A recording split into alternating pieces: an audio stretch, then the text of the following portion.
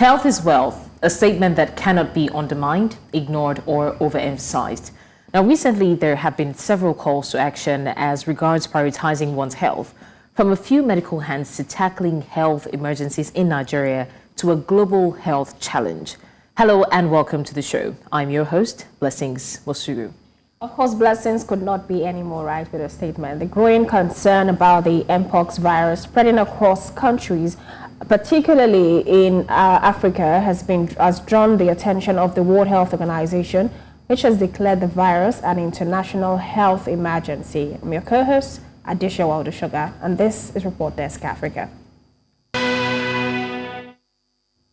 Welcome back. It's still Report Desk Africa, and of course, as we've introduced, today we are going to be looking at the health challenges that have faced the global space and of course at the African continent. But before we go on, let's take you through our forecast from last week, as we have been tracking these stories on News Central TV. Now, on our top story last week, we told you that health officials in Kenya and Central African Republic are still tackling the spread of the Mpox virus.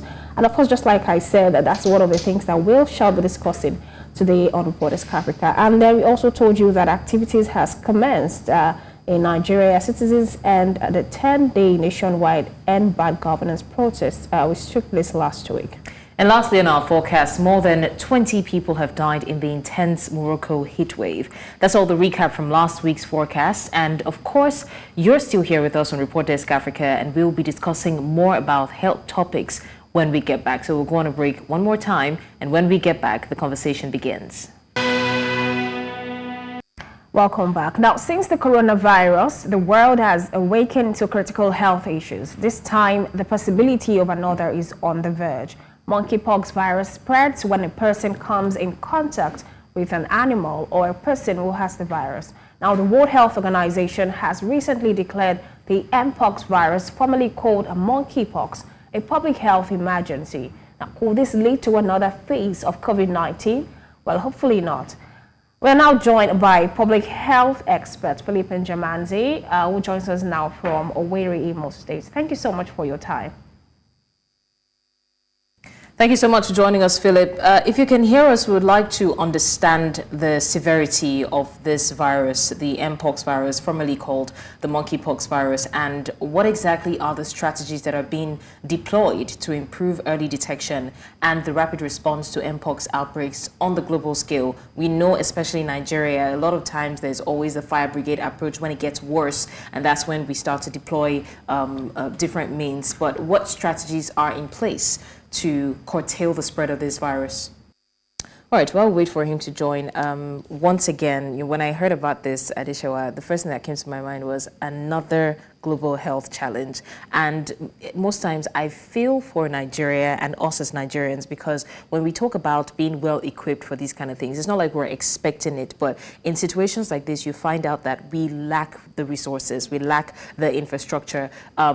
For example, I read somewhere that for this Mpox virus, there are only 200,000 vaccines that are available in the country, and it's spreading like wildfire. So what happens when we run out of these vaccines? Who do we cry to? Who do we depend on? That's one of my major challenges when we talk about these kind of viral outbreaks, and it's easily spread. I've seen some of the pictures. They're not cute pictures, honestly. They're not nice pictures, and it's spread really easily.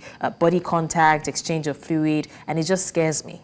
Yes, I mean, it all scares everyone, because especially for Lagos, because we are just gradually getting out of cholera outbreak. Exactly. And not to mention that we've already been having series of health outbreaks in the country and in the States, particularly, which has been like an epicenter of disease outbreak in the past. Well, no thanks to the population growth in the States, of course. But then with this monkeypox, when I saw the headline, I was like, no, not again, because I don't think Africa at this point in time can afford a disease outbreak, because we are barely getting out of COVID-19 outbreak, and then now we have series of other, there's Ebola, there's the other, we are still, I mean, amidst, there's still some kind of HIV and AIDS diseases. Even cholera is still lurking at somewhere. And then now we're talking about monkeypox. But I hear that Philip Njemanze is back with us. Thank you so much for your time. Can you hear us now? Mr. Njemanze, can you hear us? Yes, I can. Go ahead. Okay, so I was asking before the I can technical hear you interruption. now. That's Go fine. ahead. I was asking Yes, I can hear what you. you can make of the severity of this virus. How severe is it? How widely has it been spreading? And what are the strategies that we are deploying as a nation? Because I said it that Nigerians are used to the fire brigade approach. You know, we're more about quarantine than prevention, and you know that is based on precedent. So what is it that we're doing now to curtail the rapid spread of the Mpox outbreaks on a global scale?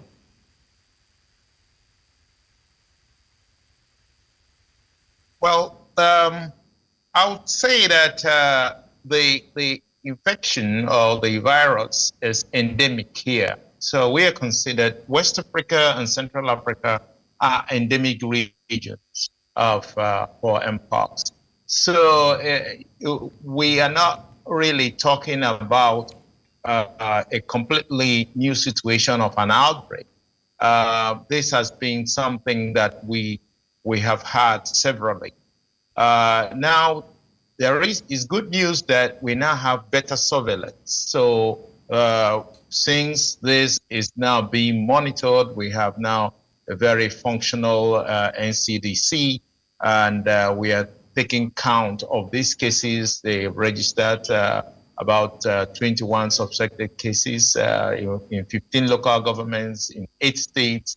So this is a welcome news that what used to be endemic, and really we didn't have figures about to monitor its activity. We now have an ongoing monitoring system and surveillance system. This is a welcome news, though it sometimes could be alarming in the sense for the public, but before in a few years ago, we didn't have this type of surveillance.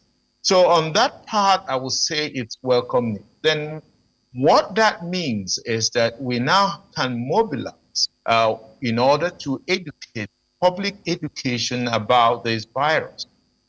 And they are very basic things that if people are sick of this virus, you have to prevent contact because this virus is spread by contact. And most of the victims that fall to this are children, of course, because they come in contact with people who are infected with this virus.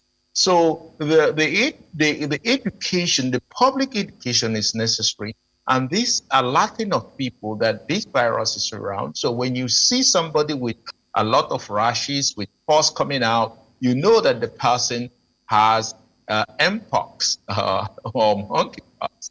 So when you tell people that, so they will avoid contact with that person, they will avoid bodily fluids from that person, because this is how this virus is spread. So on the whole, we are not dealing with something completely new. We are dealing with an endemic virus here. Yeah, the international alertness is valid also because this was spreading in non-endemic countries, countries Canada, US, Belgium, places where this virus does not normally occur. And we observe that in a completely different population, men who have sex with men, it's a very specific group of people. So the epidemiology there is different. But since it's an endemic virus here, we are now beginning to alert our people to this. It's actually a welcome development because a few years ago, this was not the case.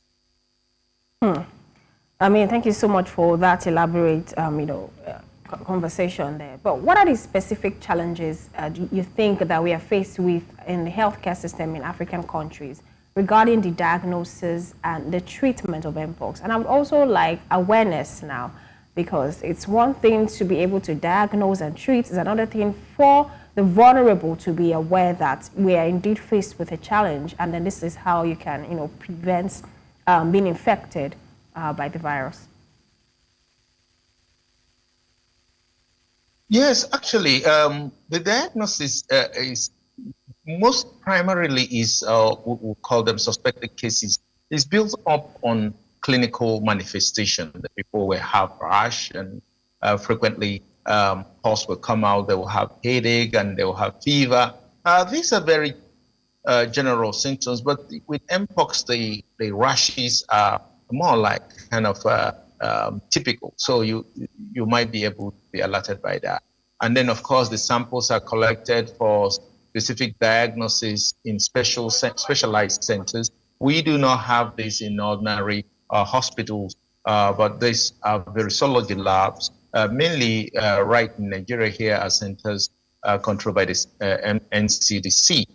So, but the public awareness can actually go very, very far to alert people of suspected cases. So when you see somebody who is having fever and has rashes, that should be enough to alert you. And then, of course, you move the person to the hospital where the doctors will examine the person for more specific insight, and then probably draw the blood for forwarding it to an NCDC center, the nearest place to put the diagnosis. Now, the treatment is a problem. What we are doing now is basically a very generalized type of care. So they are non-specific. We don't have a specific vaccine, neither do we have specific drugs that will deal with this virus. So they are mainly supportive therapy at this moment. But what is important from all this effort, both by our own Nigerian NCDC and of course what is done by the African Center for Disease Control, is to educate people. Look, this disease is around, and these are the features you will look at, and then start suspecting it and take the person to the nearest hospital, where a doctor will take a close look at it and actually take the necessary steps for diagnosis and, of course, supportive care for the person. Okay, two things that are of major concern now are, the first is socio-economic factors, right? And then the second is a public health infrastructure. Now, for the socio-economic factors, this viral disease does not understand that people have to go to work. It doesn't understand that in certain instances, people have to be clustered up, especially in Lagos or even Nigeria generally. You see a lot of people clustered up in vehicles. There's only so much you can do to control the exchange of bodily fluids. You see manual workers, you see people on the streets, and there's a high chance that you literally can you can get it from your neighbor. That's one. And then secondly, talking about the public health infrastructure, we know that our health sector, yes, is doing okay, but can do better. We have dilapidated facilities. We have lack of enough infrastructure, even in our laboratories, to run tests. So it's going to be a situation of, oh, you're probably getting it, it's probably this, it's probably that, without 100% certainty. So these two factors are of major concern for us here in Africa. How can we manage the spread and of the Mpox, especially putting into consideration, number one, the socioeconomic factors, the fact that people always have to move, and some people are not even aware enough, like Adesewa said, about the Mpox virus. So they do not exactly take extra precautionary measures. They just go about their daily lives. And then secondly, the infrastructure that we're battling as well. Yes, actually, we can do a lot to improve this, because even just by making posters with Mpox patients and putting in, working with the Road Transport Workers Union, and then putting it on vehicles, we go a long way. So the driver, the conductor will also take, if you see somebody like that, you say, well, wait a minute, you can't enter this because this is a crowded vehicle.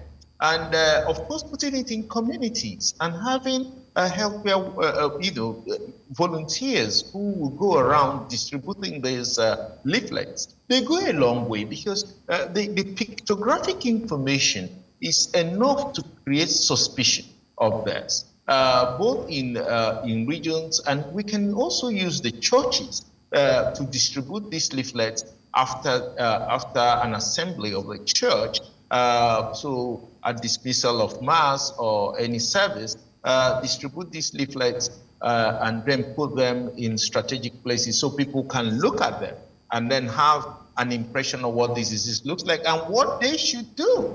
Now, a different problem it comes to overcrowding in living spaces. But I think if people are well informed, they might figure out a way to isolate somebody who is already sick with this. So I think it still boils down to more proactivism. The medicine has to go beyond the doctors, beyond the health system, and go into community care. And this is what we can do with, just people caring about others and using community spaces like churches, unions, and village communities to spread the information. Now, the other issue raised was health infrastructure. We have said time without number that the Nigeria is a rich country. It's unbelievable that we have all manner of credit and loan going to different sectors. But you don't have that for the health system. The government doesn't have a lot of business running health facilities. It will only run it down. Look at all their primary health centers. They can barely walk.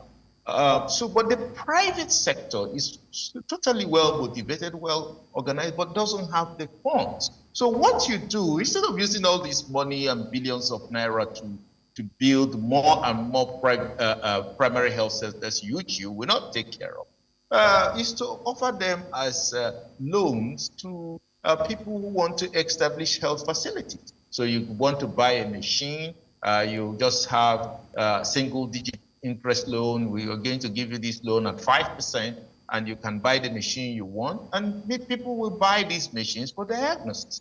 And then, of course, to build up their infrastructure. If you offer them 5% interest rate, and then the commercial banks are doing at 22%, you will see that you will see the hospitals and facilities both renovated and rebuilt in the private sector, and they will make effective use of the money. So I think the problem is that with the abundance of corruption in the health in governance all through the Nigerian system, they have no business in health, because when you make a mistake in health, it results in thousands, literally thousands of lives. And the government can do this in a very creative way and say, okay, we are ready to give you 100 million to establish your health center, but you have to do it within this region. Okay, so when you say within this region or within this local government, because we are going to tie it to location, that means that local government now will be served. Otherwise, it couldn't have been there. There wouldn't have been any facility there. And some of this creative use of funding could make a whole lot of difference. The Nigerians are the most innovative people in the world, believe it or not. In the health system, the innovation is totally incredible. I've worked in almost all the major continents, and I've seen and researched at the highest level. I have never seen so much creativity as you see in Nigeria. However, the governance is lacking. The governance is insensitive to the system. And that's what you need to do. What does government do? Provide funds. Give that fund to who can use it in the private sector, and it's going to make all the difference. Yeah, I mean, Doctor, we are still going to come back to the issue that you raised, talking about funding of the health sector by the government. We are still going to address the budgetary allocation, which is yet to hit the 15% Abuja declaration. But now, staying on the monkeypox virus, how do you think the Mpox compared to other zoonotic diseases prevalence in Africa, and what lessons do you think can be learned from managing these diseases? Yes, I think one major development we have actually scored a lot of success in the zoonotic disease. Let's take Lassa fever, for example. Is that we have really confined and curtailed the spread of these diseases. We have used our own means without really any major international intervention to actually localize Lassa fever in a way that it does not spring into a major epidemic or pandemic. So even though some of the outbreaks could be very severe and pronounced, but in the health system, we have been able to curtail it very effectively. And I think such a system can be implemented for monkeypox and other zoonotic diseases. And we also can say that the awareness for Lassa fever is tremendously much more than what you will have for monkeypox. So we really can adopt similar strategies to improve the public education about monkeypox. And this is all a welcome development that is happening in the past, let's say about 10 years. Because earlier on, these diseases were there. These diseases caused deaths, but we didn't really have an online monitoring system for this. So this is a welcome development. And I would say congratulations to all the health workers in Nigeria.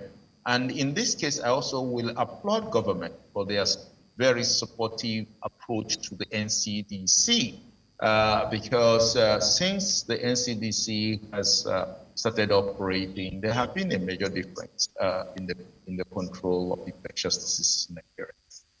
All right, public health expert Philip Njemanze, thank you. I still want us to get back to the budgetary allocation for health in Nigeria especially, and I want to get your thought on that, but please hold the thought. We'll go on a short break, and when we come back, we're going to take a look at the health sector in Nigeria, but from another angle. So stay with us. It's the Report Desk Africa.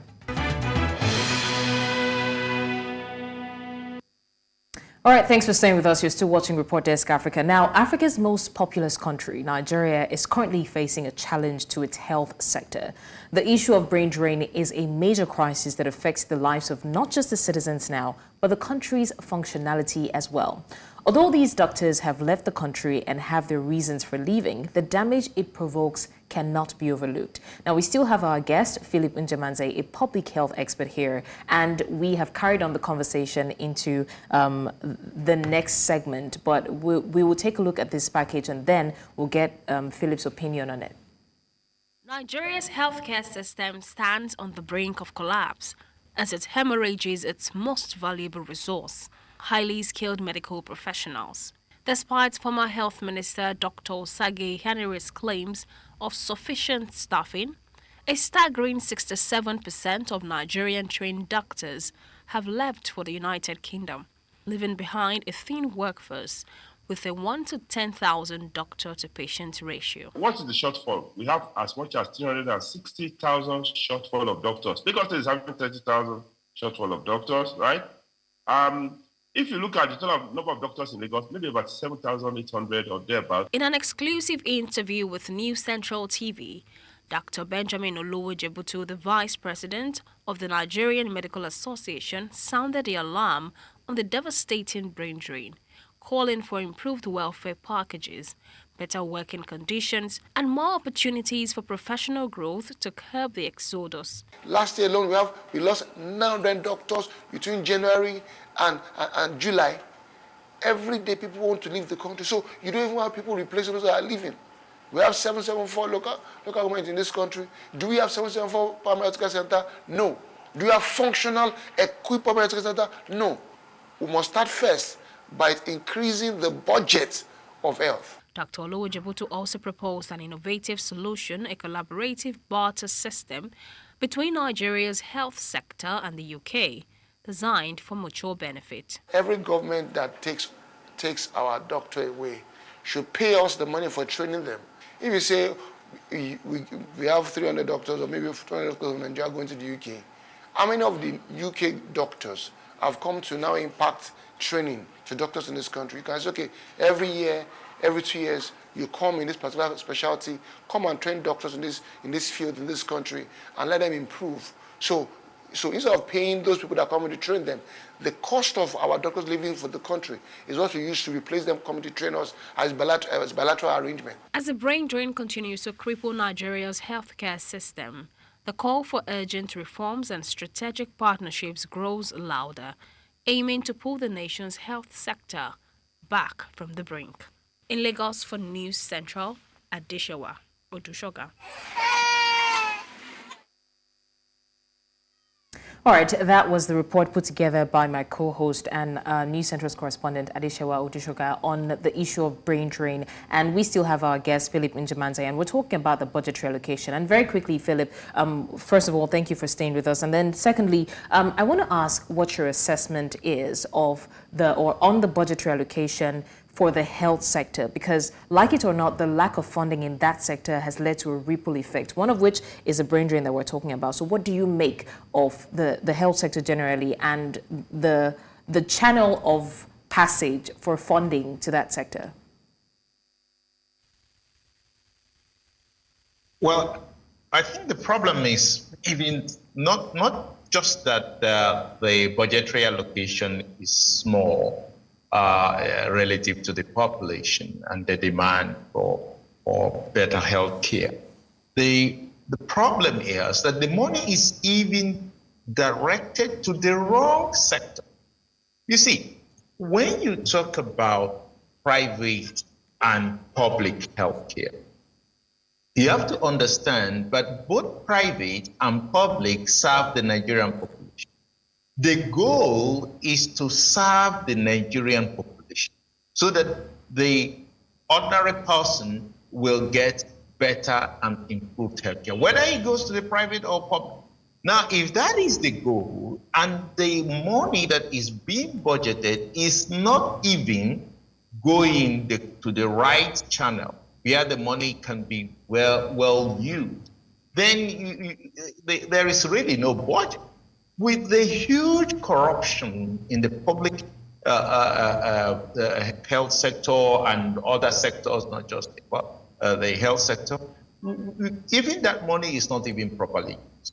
So I think what needs to be done is that the government should look at health as one system, that is not distinguishing private or public, and give to this money, the people, the money which is using for health. For example, let me give you an example. I trained in Germany, and during my postgraduate studies at the University of Munich in Munich, the hospital, the government provides about 32 billion at that time, Denmark, for the hospital on a monthly basis, 32 million Denmark on a monthly basis. And what the hospital, though it is called a public hospital in bracket, but most of the professors there had their private beds within the university clinic. So it was really externally a public hospital, but in practice, it was a private hospital because all those beds were belonging to professors who were working there. And then, of course, they now, from whatever they earn, pay the government back that money. So it was a combination of a hybrid system that worked both for using the private initiative and then, of course, using the public funding. And we can actually innovate in the same way and then provide these things as loans to private sector. You see all those doctors leaving. And if they have money, let's say the 200 million in order to build a health facility of their own, they will not abandon it and leave to UK. They will only know that they have to build it up and then gradually improve their practice within their place, because they also have other demands for their presence. They have families, they have fathers and mothers to take care of. So it is better for them to be here in Nigeria, but they don't have the funds to run a practice and actually maintain a good level of life. So if they had those funds available to them, in which they can make very creative investment, then you will see that they will be here rather than going to the UK. So the problem still falls down to governance. Governance is poor. We have very, very poor governance. It's not just a matter of president, governors, so it is the system. The system of governance is very poor. And that's why we have chosen a path which basically even socialist governments are far much more better in their approach, because we are supposed to be able to prop up everybody within the system, private or not, but because the emphasis is on delivering quality care. So if the private person can do that, let him have the money to do that. And there should have been a health bank long ago in Nigeria. Up till now, it's eluding the Nigerian people. Why? Where are you going to get the facilities? Even in the United States, the government, all the hospitals you hear, Harvard, Stanford, Johns Hopkins, they are all private hospitals. Every one of them, every major U.S. hospital is a private hospital.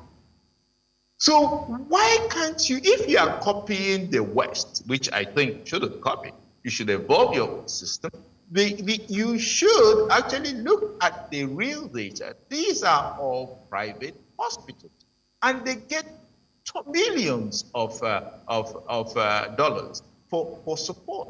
It could be scientific grants, it could be facility development grants, and sometimes they are all just credit and loan. So the government is not running the health system properly. It's not even doing the needful. So you don't be surprised that many people are migrating. And for those who don't have any means, how will they even sustain just to make a daily income to survive? Not on the salary that's paid at public health system. It wouldn't work. Even if you raised it 3 times, it wouldn't even work for them. So the best thing to do is to change the system. And to change the system where you create a privately run system with a public interest. That's the correct thing to do. So, I mean, if I'll take your words, you're talking about leveraging on public-private partnership this time. And if we are going to even increase the budgeting for the health sector in Nigeria, the government must also begin to prioritize the interests of the private entity. I mean, let me take you back to the recent statement by the Minister of Health, Ali Pate. He said that the country might start to consider what he tagged a health diplomacy and ethical replacement now, saying that if doctors, if Nigerian trained doctors who he tagged sought after would be migrating to the UK, for example, which has about 67% of doctors, of Nigerian doctors anyway, if they're going to have that much level of doctors in the NHS, and he said that if the 67% of Nigerian doctors ever leave the NHS, the UK, the United Kingdom's health sector would suffer for it. So he's suggesting that we have a barter where probably we have the UK doctors also come here and train our doctors. I mean, I don't know how, but he said they're going to have a health diplomacy where we're going to have a barter. So both ends is going to be a win-win situation. What do you make of this? Do you think this is the best approach at tackling the brain drain in the health sector at the moment? I think it's a very bad idea. I don't think the minister has a real insight into how the health system works in reality, both in Britain and in Nigeria.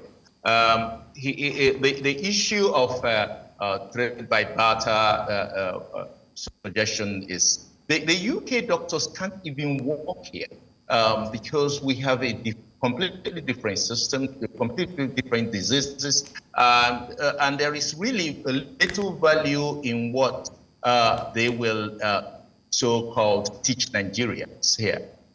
So I think it's a very, very bad idea. It's not something that is a serious, well-thought idea. The correct thing to do is to invest. There is this idea by those in government and that something from outside will turn around the Nigerian system. When you are inside, you are not doing the needful thing. And the needful things in Nigeria is to provide funding. Ask any of those doctors who left Nigeria that if he had a loan or grant for 250 million naira to set up his facility, whether he will be living anywhere outside Nigeria, he would prefer to be in Nigeria and set up the facility here and make it work. So the truth of the matter is that the government has to be serious and serious with true governance. I think even the money that the budget for the so-called federal medical centers and their own hospitals is a total waste. If you give the same money to the private sector, they will set up such facility, grandiose facility, far more better than your federal medical centers, and be able to deliver care to the Nigerian people. That's what is important. This idea of using foreign people coming in here to make any difference, well, it's just a waste, and it's a whole bad idea. I think it's not even worth considering.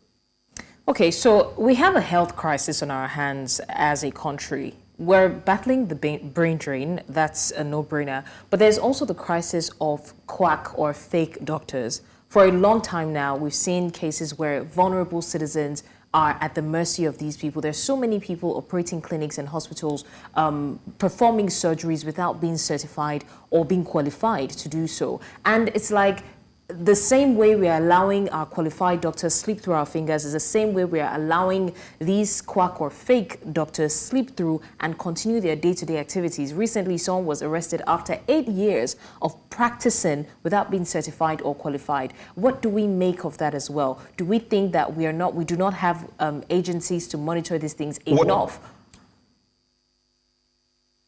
Go ahead, please. I think if you go to each state, the Nigerian Medical Association in each state and the Association of Private Doctors in each state has a monitoring team for quacks generally. But what happens is the quackery is not coming from people who are medical doctors or people who are practicing within the medical sphere. What is happening is that you might have somebody who is claiming to be a chiropractic doctor, and then of course he's doing all manner of things. Sometimes you might have somebody who claims to be a laboratory person, and he's doing procedures including operations and all sorts of things. And this is what has caused this, because government did not have a proper way of delineating the assignment, what you can do and what you can do. Let me give you an simple example. If you introduce what is called the prescription rights, for that, okay, you can only obtain these medications if you have a prescription from a doctor. That prescription carries the particulars of the doctor, a number that has in which is coded the particulars of the doctor who made that prescription. And then you go to a pharmacy. When you tender it, the pharmacist can only attend to you if you have a prescription within this. I said, look, I can't give you this drug because you don't have the prescription. Do you know what that means? That means that most Nigerians who go today just outside on their street to buy any drugs and then get complications from that will now need to go to a doctor. And when they go to a doctor, yes, they have to pay the card fee and all that, but then a proper examination is done and early detection of the disease condition is done just by introducing a prescription right. It is not to have doctors monopolize the health system. That's not the aim. The aim is to make sure that you have a qualified entry into the health system, so that somebody who is sick of maybe monkeypox, is having fever, he is having headache, and he has just the rashes are just coming up, is dictated by a doctor, because it's easier for the doctor to see that than somebody who is either a quack or a patent medicine or something like that. So what happens is that you have far more earlier detection, far more appropriate treatment. It's not just somebody who has monkeypox will be taking anti-malaria drugs. So it is the resistance in organization, and that's what the health system should be reorganization is based on doing things properly. No country I know of that is in any way advanced in medical service that doesn't have prescription right. That's the same thing in UK, that's the same thing everywhere, even African countries, even Benin Republic here has prescription right. Why is Nigeria not doing it? It kind of, we have tasks that government can do and so easily, because if that pharmacy that is selling it is a registered pharmacy, it's a community pharmacy and all that, and he knows the importance of the prescription right. So if that prescription comes to him, he's going to honor it only when it's coming from a legitimate doctor. So that's what should be done. We have to do the serious tasks, not cosmetic changes. The serious tasks of organizing the system, rather than just making some cosmetic changes and throwing money at everything, that even though the money is going to waste. Thank you so much, sir, for your time. And that's really an in-depth, analysis of the, first from monkeypox and down to the challenges that we are faced with in Nigeria's health sector as a whole. Thank you so much for your time. It's been an amazing time with you here on Report Desk Africa. Thank you very much for having me. All right, thank you so much, Philip Njemanze, public health expert. Now, we are about winding down the show. We'll go on a short break, and when we come back, we'll take a look at what we are expecting in the coming weeks. Stay with us.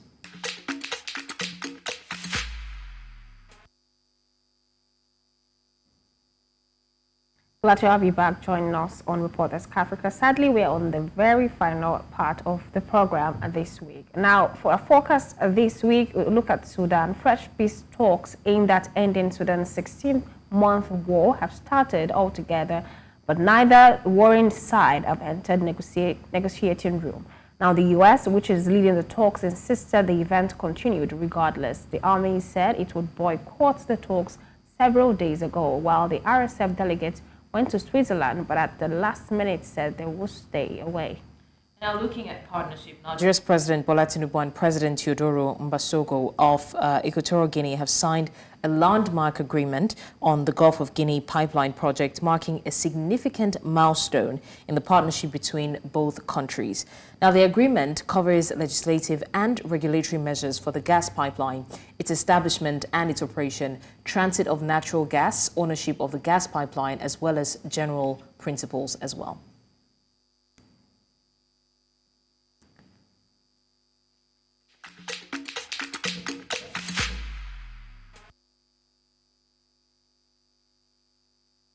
Well, that is all we have, both on forecast and for the show in general, Report Desk Africa.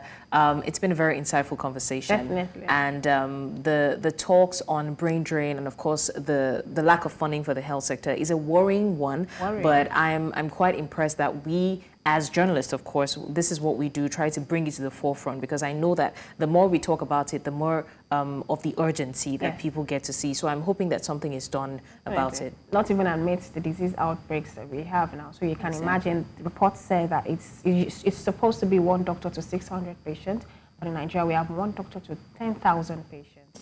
So it looks like we are in trouble if we ever have this outbreak. We are. Yeah, I mean, it's not just sad, it's also risky. Yes, definitely. But anyways, that's all we can take on Report Desk Africa for today. It's been a very insightful episode. I always make the joke that I'm the only concert one on the show. Bernard is away again, but Shewa, of course, has filled in, and it's been quite insightful. Thank you so much for joining in. Join us again in our subsequent episodes at the same time next week as we bring you more trending stories as packaged by the reporters from News Central Television. Till then, my name is Blessings Mosugu. And I am Adesewa Odusoga. See you next week.